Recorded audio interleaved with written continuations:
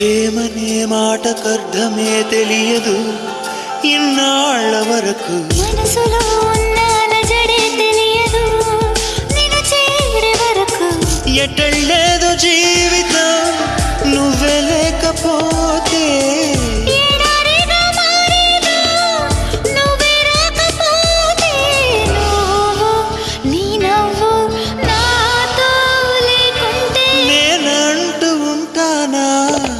దేవుడు కరుణిస్తాడని వరములు కురిపిస్తాడని నమ్మలేదు నాకు నీ ప్రేమే దొరికే వరకు స్వర్గం ఒకటుంటుందని అంతా అంటుంటే విని